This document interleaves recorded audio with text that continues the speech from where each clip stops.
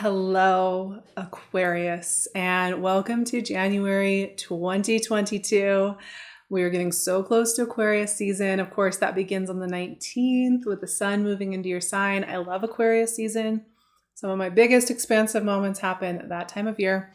Y'all are in like the Lunar New Year chapter of the year as well, which is so cool. And I really love the feeling of Lunar New Year. Okay, but January, where do I even begin?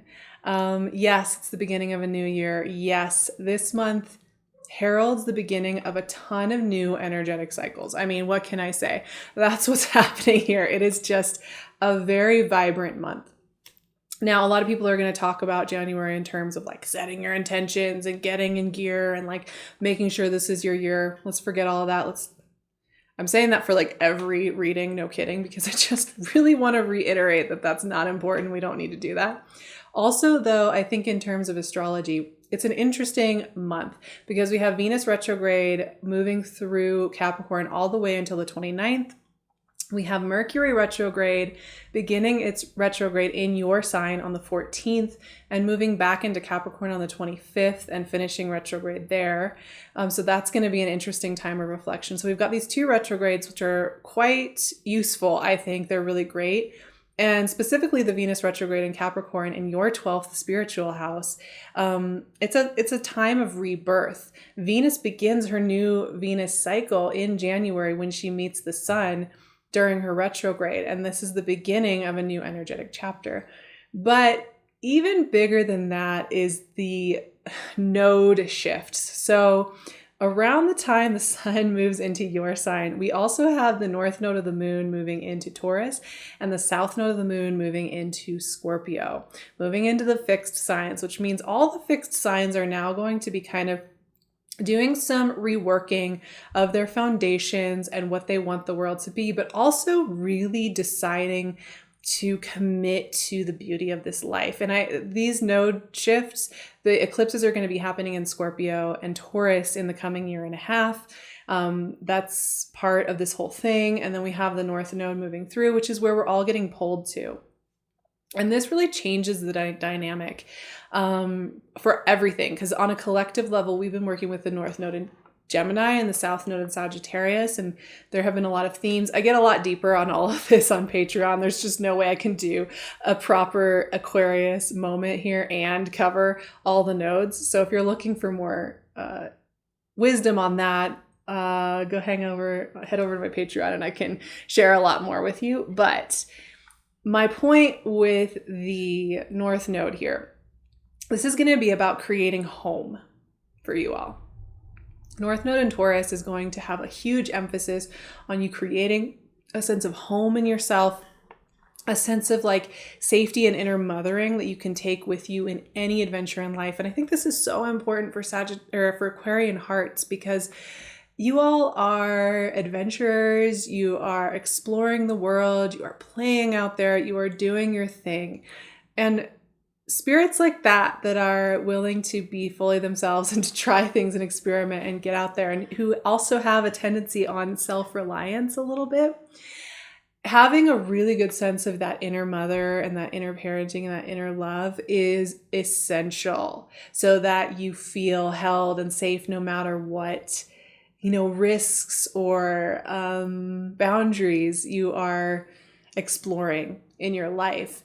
So this North Node is going to be really, really potent for you to do some of that work and to find some of that. This is also going to be with the South Node in Scorpio for you.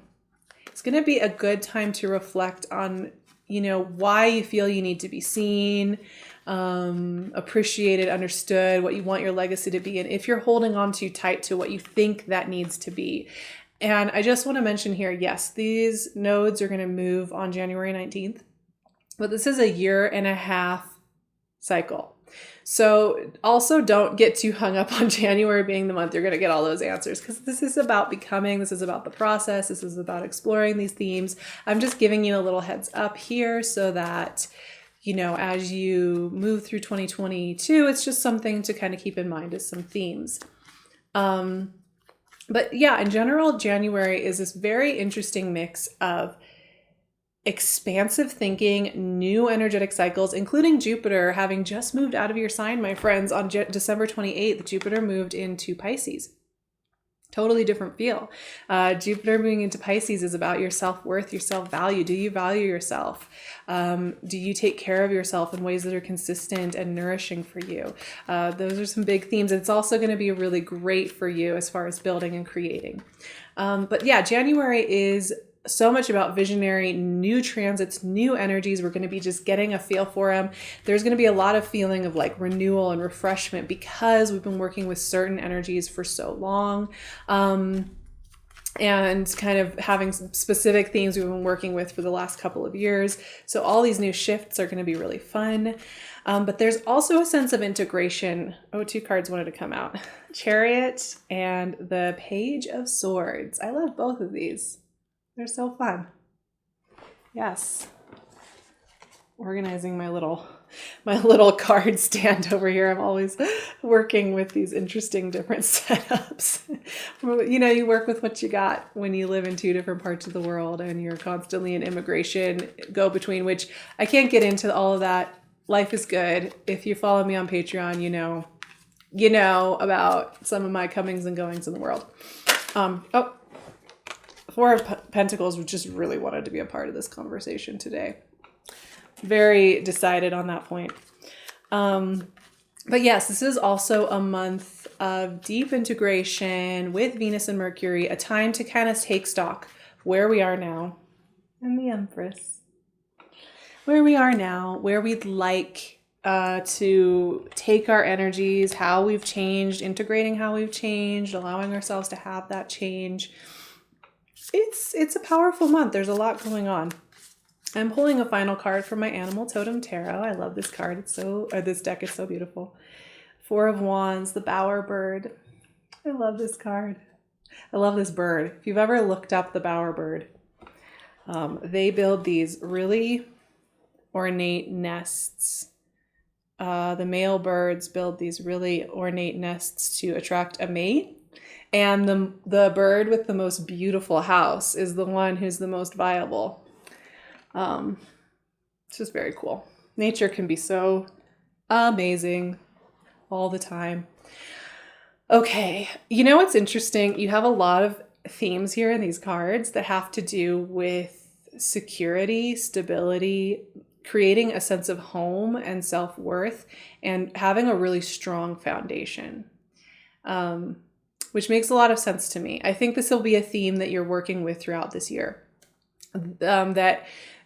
Here's the thing, you know, I think to be a creative, free-spirited person, which I consider myself one of them, one of you all, not like an Aquarian, but just in general, I consider Aquarians very creative, thinking outside of the box people who tend to explore and try things out. It's very, very important for people like us to have a really strong sense of inner mothering and foundation in order to have a sustainable exploratory life and experience. I also find with Aquarians, yes, you can be very social and creative and fun and playful, but I also think that Aquarians, you all need recharge time pretty deeply. You need time to kind of let your introverted part of yourself rest and integrate, and you need there to be that stability so that you can do that, right? Because it's all about, we want to keep Aquarians in a sustainable, long-term ability to be themselves in this world, right? So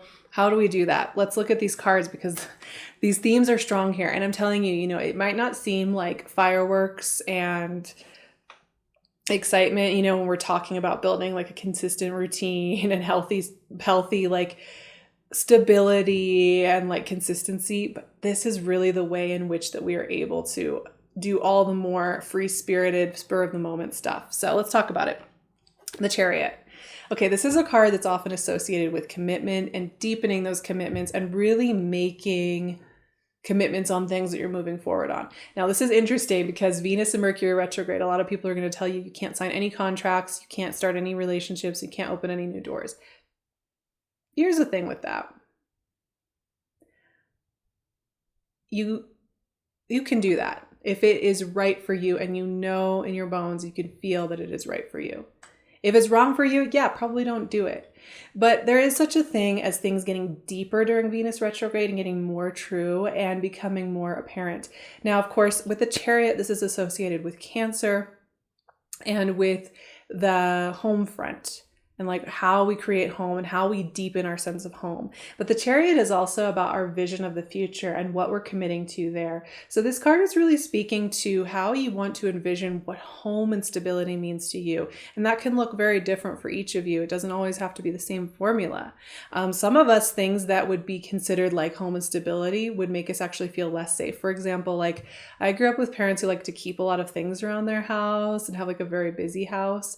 I have a lot of stuff behind me actually, but I tend to like a very simple house with just the things that like I really love. That makes me feel safer than having a lot of stuff around. Whereas like my dad, he feels safer when he has a lot of stuff, which is his own journey. But yeah, so for me, a sense of home is one that's simple and clean, and I don't own a lot of stuff. We're all going to have a different version of what that commitment is. But the Chariot is also a visionary energy. This is about something bigger coming into the fold. And so the Chariot isn't just about, oh, I'm creating like a nice safe home. It's also about committing maybe to a new sense of home, a community, a relationship, a journey that is going to amplify that for you. Now we also have the Page of Swords, and this guy kind of just cuts through the BS. You know, he kind of just opens the window, says the thing that nobody wants to say, expresses the thing that makes people uncomfortable, but that's needed to be said, right? This guy is just coming in there and bringing the truth. Now, of course, this can lack tact. It can come off a little harsh. So we want to kind of think about what we really need to say. But the Page of Swords also clears the air.